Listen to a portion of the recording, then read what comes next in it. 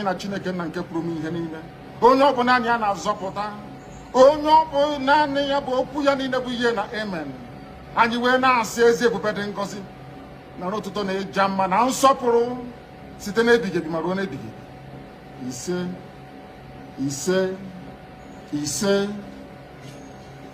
Welcome, my amazing viewers. Thank you so much for joining me on my program once again. I appreciate you wherever you are joining from. If you have not subscribed to my channel, please kindly subscribe to my channel. Click the notification bell so that you're notified each time I upload a video. You will be among the first to receive it. Thank you so much and remain blessed. If you are joining me from Africa, Asia, Europe, America, Australia, or any part of the world, I thank you very much for your contribution. Please, each time you watch my video, go to the comment section and put down your comments. That's it. Well, we have with us a legal practitioner, Mr. Chima Naji. Remember him? The man with the proverbs. Well, he's here with us this morning. Good morning, Mr. Naji. Good to see you again. Good morning, my pleasure, Alero. And on my left, I have Mr. Noro Edokwola, a social commentator. Good morning. Morning. Always a pleasure. As well as Bolahon Olojede. Good morning. Good morning. Nice to be here. Both social commentators. Now, let me start with the lawyer, sir. We've been talking about devolving power, devolution of power, devolution of power. How easy or how difficult would it be legally to actually achieve that? Nothing is so easy or too difficult under the sun. Thinking fueled by motive makes it either difficult, impossible, or easy. So when you hear somebody is determined to do something, there is a motivation to achieve that result. It becomes easy because you must find that one single reason out of 99 why those things will fail. You look for one reason why it should succeed. And that's why organizations make progress. In the situation of Nigeria, devolution of powers, or power as the case may be, is a highly emotive thing. Very, very emotive at the so-called leadership level.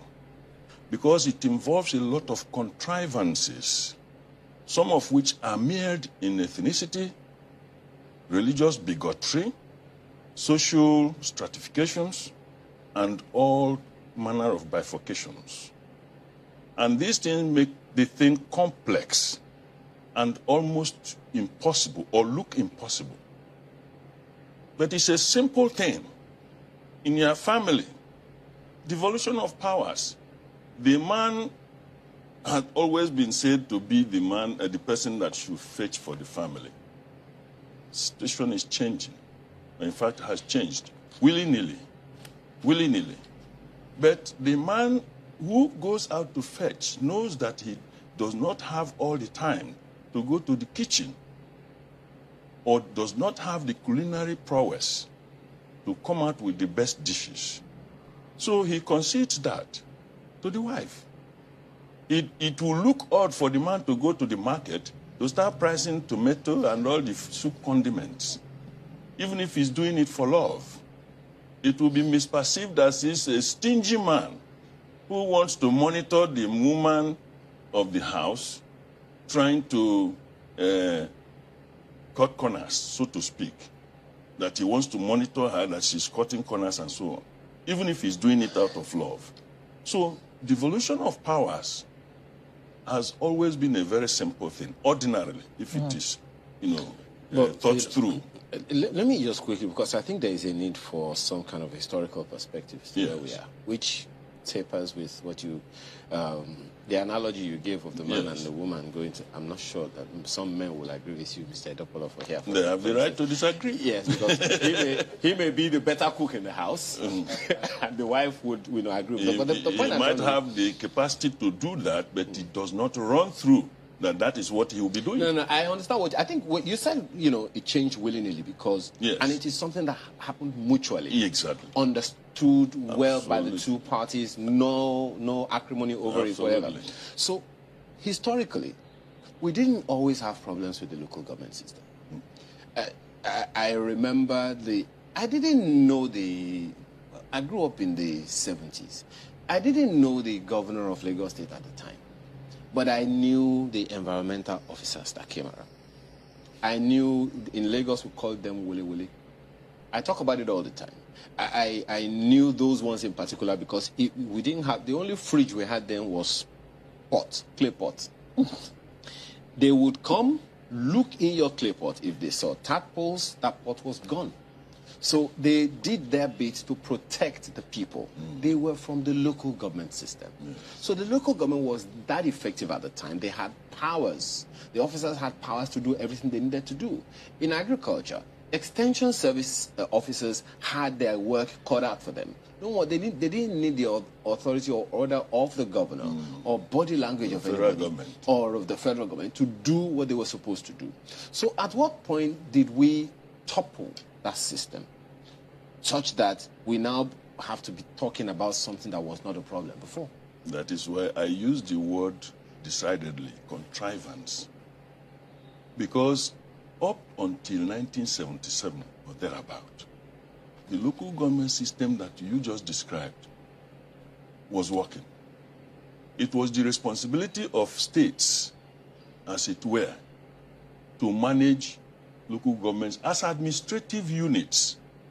If you like, create 100 local governments depending on your capacity to manage the entire gamut. Some local governments in those days, so-called, they had a community associations and so that were socially organized in such an efficient manner that if anything was decided at the state level, it got down to the family level that same evening.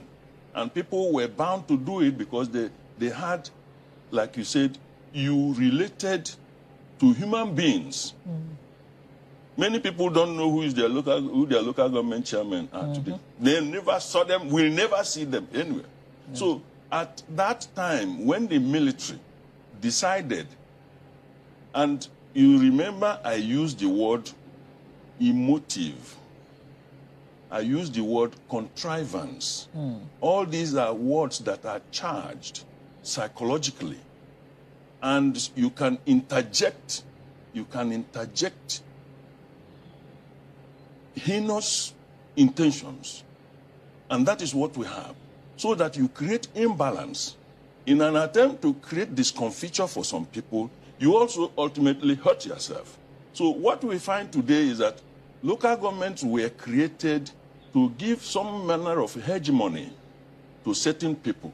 You find that Lagos State had problem with, under Tinubu, had problem with Obasanjo's federal government because it was absolutely unjustifiable for Lagos State with the population it had to be made to suffer such organic disadvantage when you place it with Kanu that did not have as much burden to bear.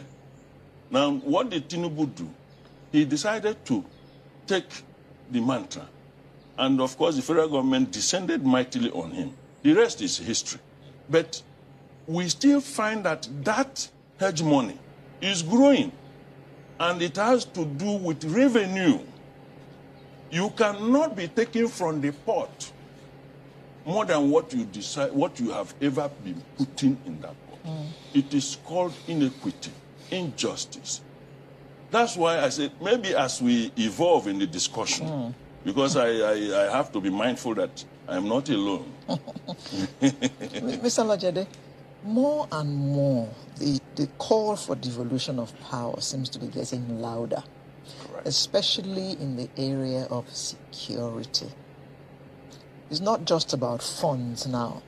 The police is federal, the army is federal, everything is federal.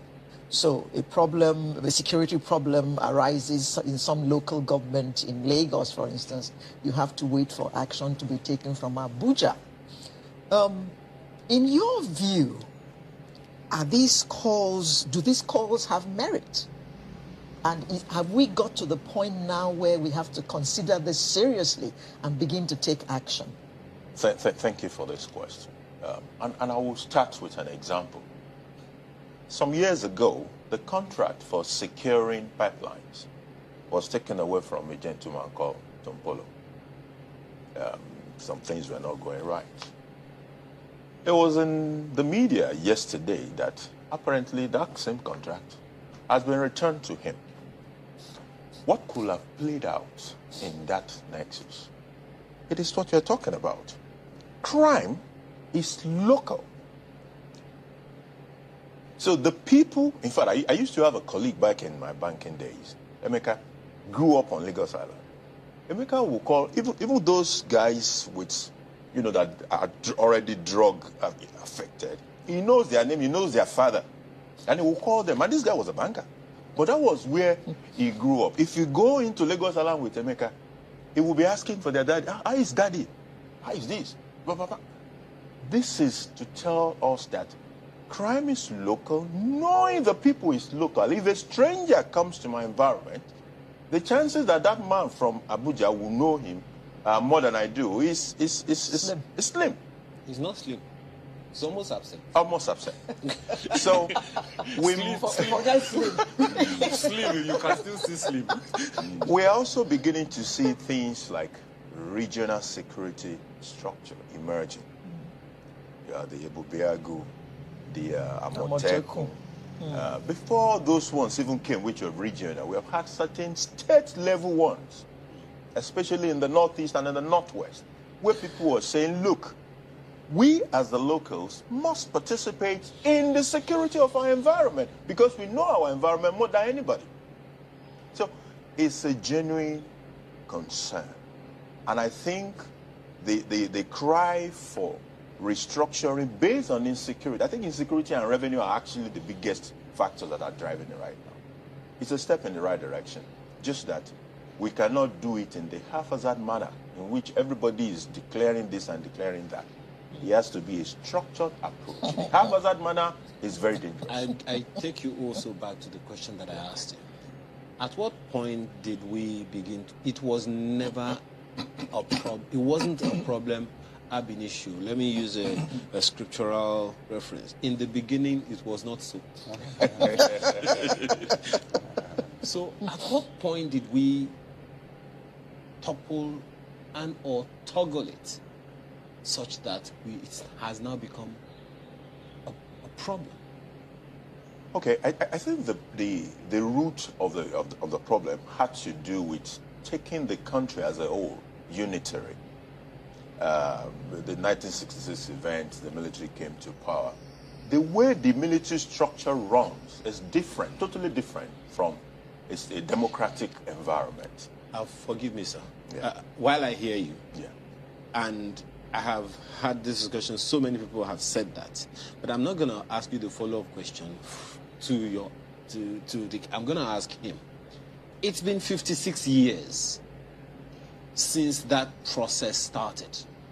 The process of what did we call it now? Unitary system of government.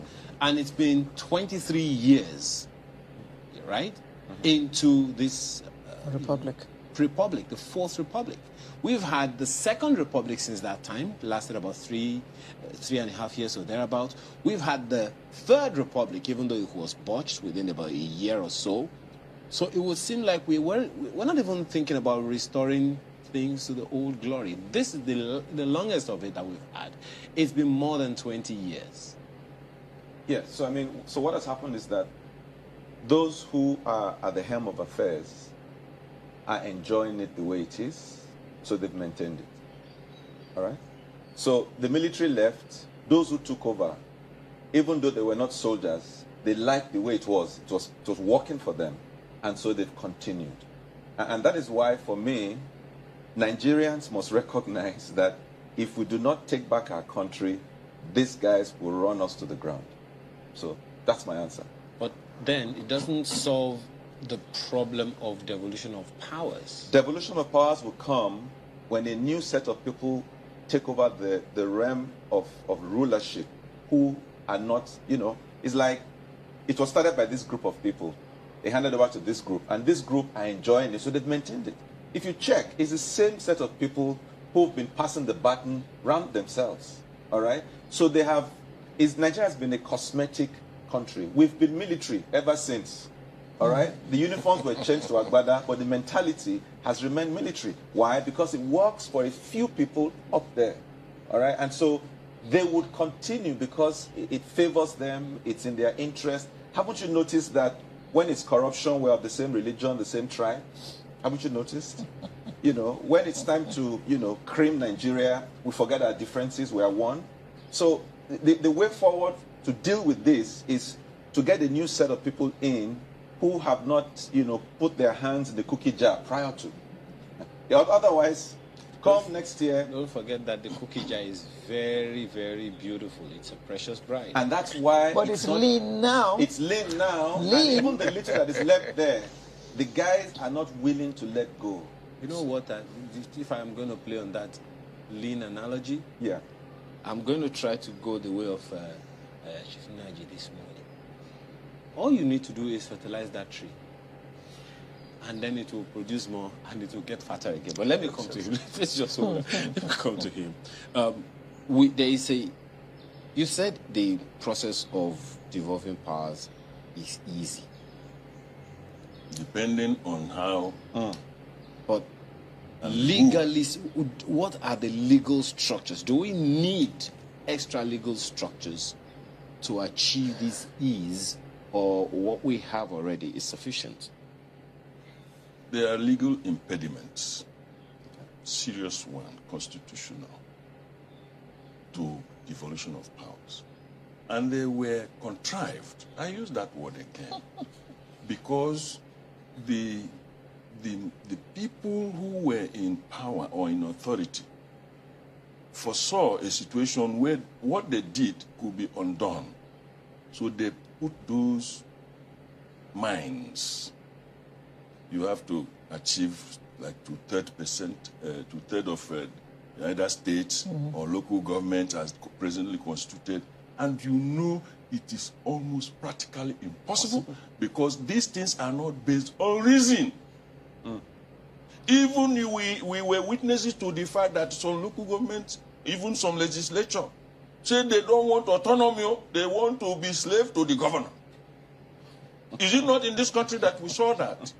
You would imagine that everybody who is in bondage, who realizes is in bondage, would want to escape that bond, drop that chain, and shout hallelujah.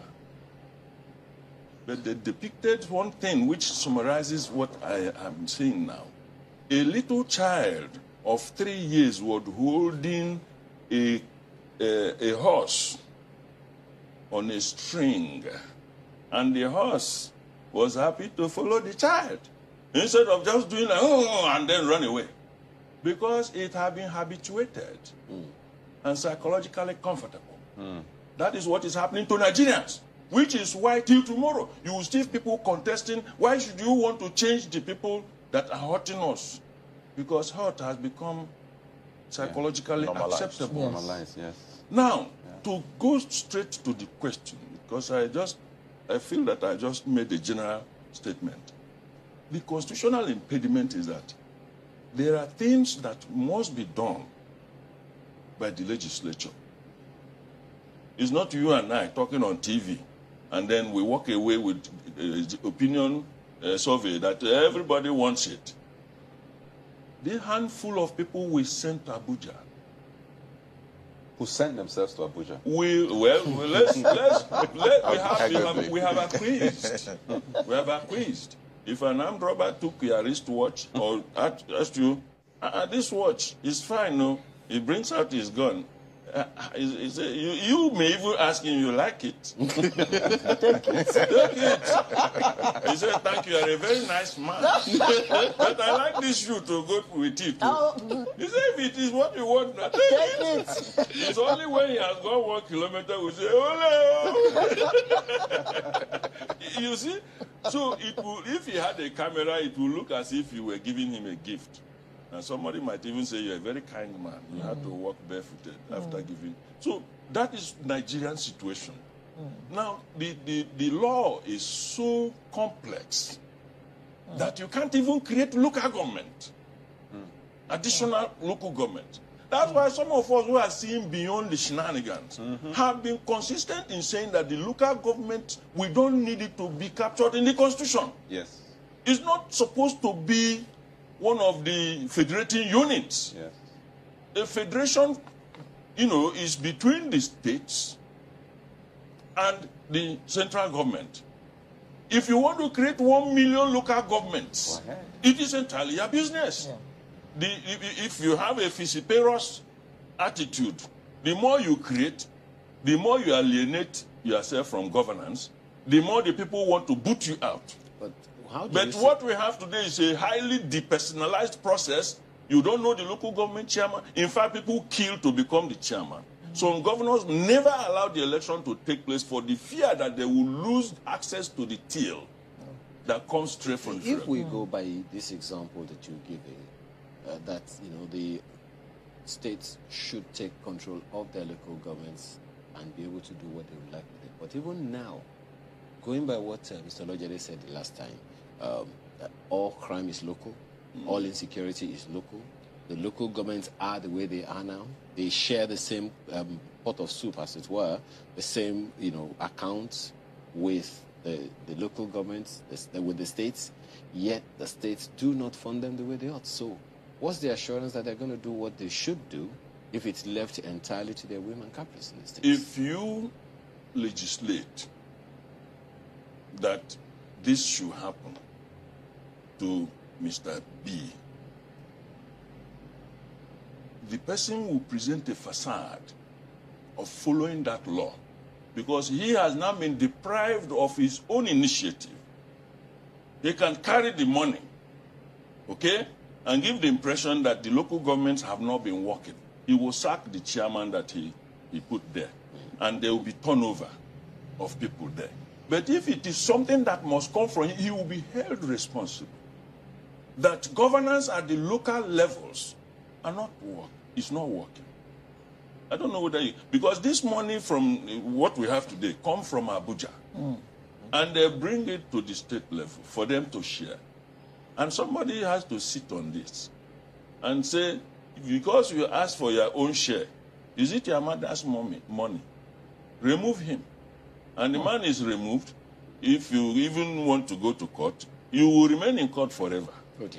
You remain in court forever. Do you agree with him, Mr. Lojede? Significantly so. It's a fairly complex place. The Nigeria we have today from a revenue perspective, it's like having a 6-cylinder engine for which only one of the cylinders is working. So you see 36 state commissioners of finance. Every month they go to Abuja with their cap in hand to go get money that they did not work for. But money that a few states have put together, significantly so, and put at that center, is a disincentive in itself to having a robust economy. Because I know that once I have 10% of the money I'm going to spend, I'm fine. I can go to Abuja and get the remaining 90%. So, apart from insecurity, economy remains a critical reason why we must think in the direction of devolving power and getting all these turbines to turn rather than a few turbines turning and then the rest are hanging on to what comes from those places. But Norua, this pot at the center is getting leaner and leaner. I mean, for obvious reasons. So those who are the ones generating the funds that go to the center, for how long do you think they're going to be happy with this arrangement? Especially since it seems that their powers are dwindling. They are doing all the work and bringing all the money that is being shared, and yet they have no say in how it is shared and what comes to them. Thank you very much. It actually helps me to... I think that, for me, I'm looking forward. And this question helps us to go forward. I think that Nigeria, the constituent parts of Nigeria, should stop waiting for Abuja to bring about change. They must begin to initiate change from wherever they are. I'll give you an example. Rivers State versus federal government VAT. That's what I'm talking about. Tinubu's LCDs. Yeah. That's what I'm talking about. If we are going to wait, if you think that at some point people will sit down in Abuja and do the right thing, I'm sorry. So we must begin to demand for the right thing. Go to the courts, test the Constitution. All right? And so this is really where this conversation should be going. Governments, CSOs, citizens should sit down and say, what else can we chip away from these guys? What else can we cut off from these people? Let's go to court. Let's challenge this. Because Abuja is not about to let go. So if you think that at some point the people in Abuja will sit down and do the right thing. You know, I was in my 20s when Soyinka said his was a wasted generation. And I said, oh, God forbid. I'm in my 50s now. And I'm almost saying the same thing. You haven't yet. I'm almost saying the same thing. So my point is, we need to begin to chip at the Nigerian constitution from different corners and different angles. Okay. Otherwise... Let me ask you on the back of that issue that you just raised. We're talking about devolution of powers. Yes. To the federating units. Yes. Let me make this a little more... Should I use the word complex or dynamic? How about devolving powers cross-generationally? Again, it goes back to, and again, thank you very much. You're just, you're taking me to where I want to go. I'm in my 50s. I'm happy I'm not taking you away from Yes. I'm not even praying to be another 50 in Nigeria, another 50 years on earth. So the guys who are in their 30s and 20s, who have the power, must make sure that next year they vote not on tribe, not on religion, not on any of those things, but on competency and on track records. Otherwise, they will be lamenting in their 50s if there is still in Nigeria. I'll stick with you and still raise this issue. Yes. There's something that I've argued in my head over time about this aspect of this conversation. In the 60s, in the 50s into the 60s, the young men and women who fought for Nigeria's independence, as I said, they were young. Their 20s largely. 58, 59 or thereabout, or maybe 56, I don't know when, I don't remember when, asked that we want Nigeria to be independent. And they got it. What did they have? In my opinion, they had education. Maybe their parents didn't have education, at least Western education the way they had it at the time. So they could speak intelligibly with the colonial masters who listened to them eventually under 10 years and got Nigeria to be independent. Today, the young people, what would you say is their competitive advantage over their parents, which they haven't used? I think that, thankfully, I think our young people are suddenly coming to a realization that they have what it takes to bring about change, all right? NSAS was a watershed moment in many dimensions, all right? And so I think that we have educated young people, but for a long time, they didn't give a damn, all right? That's what happened. They just carried on with their lives. You know, I mean, with my laptop, I can make money, all right? I can work for anybody abroad. But now you can't do that. You can't work for anybody abroad. You can't get your money. So they are beginning to realize that whatever is happening in Abuja has a direct impact on their pockets. So I think they are coming to realization. And all I can say is that they have, it's almost like a once-in-a-lifetime opportunity to bring about the Nigeria of their dreams. Whereas the people you spoke to had to go to London to go and bring about change. This time around, they just need to take a stroll to their polling centers and do the right thing. The issue I'm raising is that of their competitive advantage. On the olden days, they had education. Today, Mr. Lodge, they would say that maybe the young people have technology. And they have numbers. And Huge they have numbers. Yeah. Okay. Now, I have also seen, well, I could be wrong, and I hope I am, but what I have perceived is that most young people they're not interested in the things that can institutionally bring about the change. News, government, all those things, generally will seem like they're apathetic towards them. They were apathetic. It's changing. They are waking up. When you look at the recent INEC new registration, you see the chunk of the people that participated there.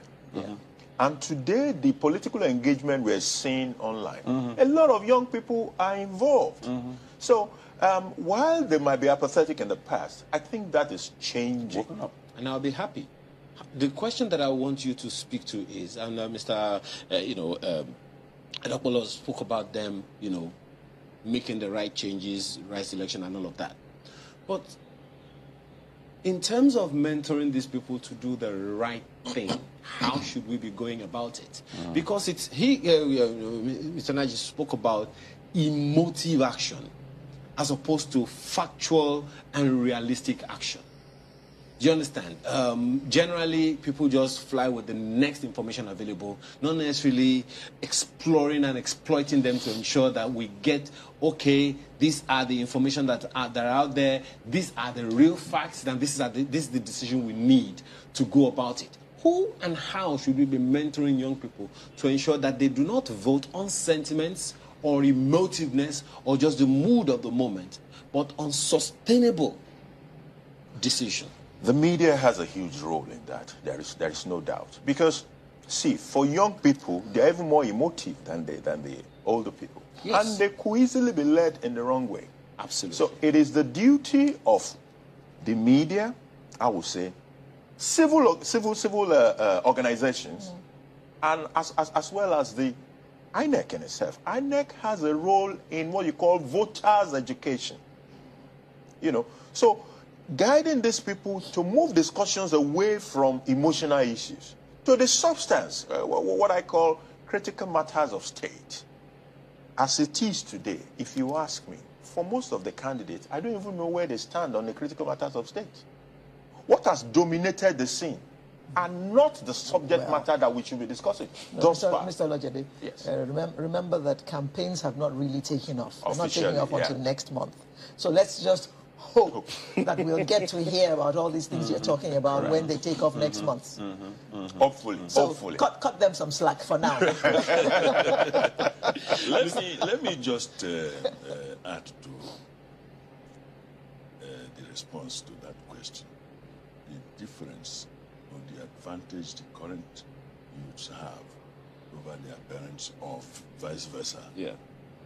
The educational system of those days is not the same thing as we have today. Even though today it is more technologically driven, the content of technology is higher, which has even imposed some degree of mental laziness. Because in those days, if I ask you 44 times 3, you will get a sheet of paper and begin to bet now. Ping, pong, pong, pong is equal to, and you move on. In fact, you can be moving on while you are pressing the thing. Now, philosophy was taught. Every human being must have philosophy of life. The old academics, if you may not, philosophers, thinkers, they had a vision on certain subject matters. So when we hear people like Plato, Aristotle, and so on and so forth, they had visions about how society could be organized.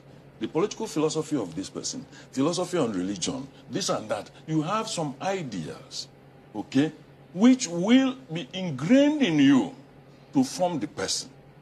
What has happened to Nigeria is that the generality of most of the leaders, outside Zeke, Awo, and perhaps Ahmadu Bello and all that, who had their own little vision, and those who had their own higher vision and so on, but they had visions.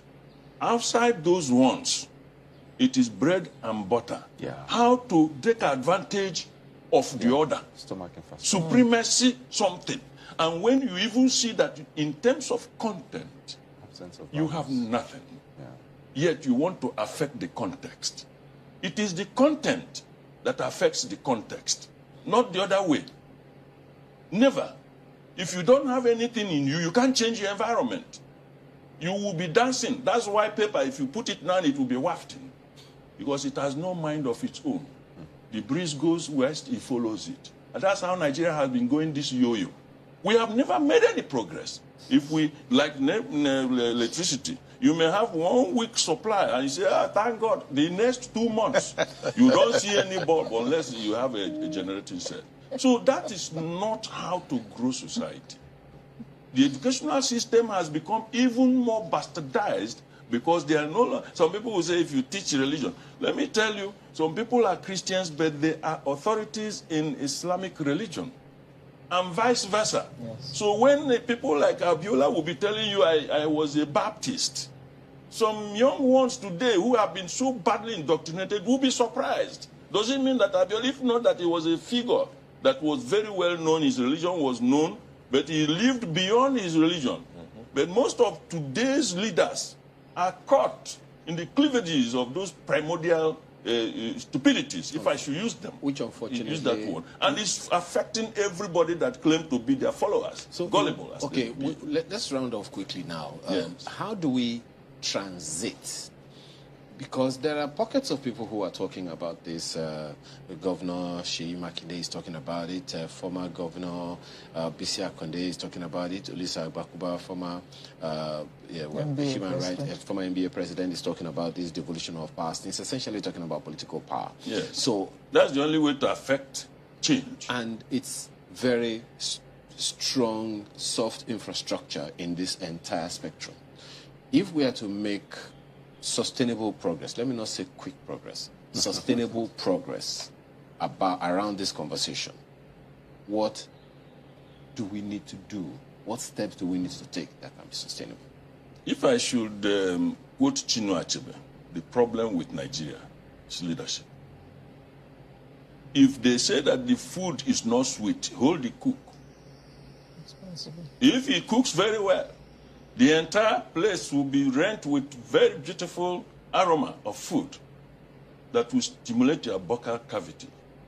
The point we're making is that if you change the leadership of this country, changing is not in terms of human person.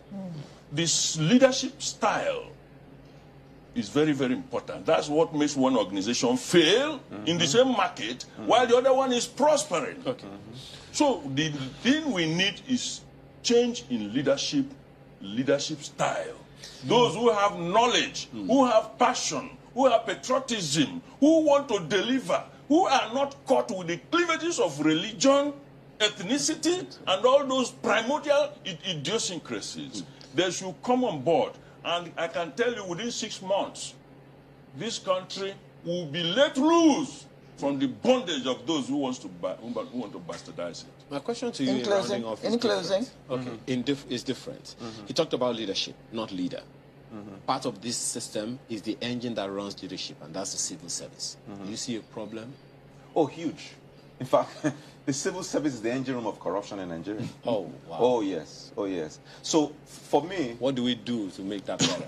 Whoever takes over as our leader should go and teach value orientation. Everything will from change. ground zero at the civil service. Okay. You know what we taught us civic studies on when primary school?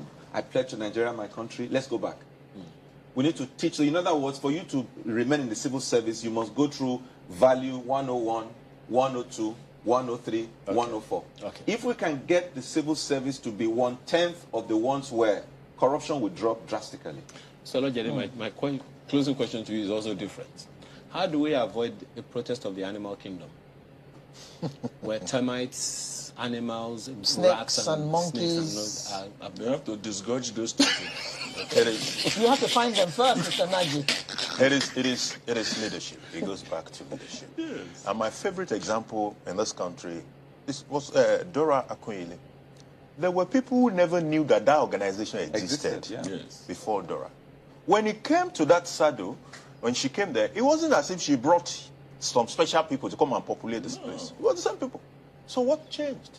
The passion, the knowledge. The passion, the knowledge, the leadership. Yes. And that is what we need at every level. It's not just at Abuja, every level of our politics. Well, that's a good place to leave it. So I can safely assume that the general consensus here is that power should be devolved, True. if possible. Like yesterday. Should be like yesterday. Like No, yesterday. if possible, because he said that Whether there they are like some it or not. obstacles. Whether they like it or not. We We are need primed it. for that. Yeah. Nigerians are tired, sick and tired. They must make a change because the bond and the bondage is for our own eternal ruination. Therefore, we must release ourselves Thank you through very the much. ballot process. Okay. The painless killer. Legal practitioner, Mr. Chima Naji, Mr. Parables. And we also had two social commentators, Mr. Norua Edopolo and Mr. Bolahan Olojede. Thank you very much. Thank you for for sharing having your us. thoughts with us Pleasure. this Thank morning. you. Sunrise will be back in just a moment. Do stay with. Thank you so much for your patience to watch from the beginning to the end. I hope you have learned something from the video you have just watched. The video you have just watched is to bring information to your doorstep and for educational purpose. It is not to demonize anybody. Let us watch continuously and see who can be able to make a sense out of every nonsense we are seeing. We must continue. We move. It doesn't matter what they do. It doesn't matter what they say. They will kill us. We will kill them. At the end of the day, Biafra is here. Thank you for watching. If you have not subscribed to the channel, please kindly subscribe to the channel. Click the notification bell so that you're notified each time I upload a video. You will be among the first to receive it. Thank you, and remember this. Bye-bye. See you again.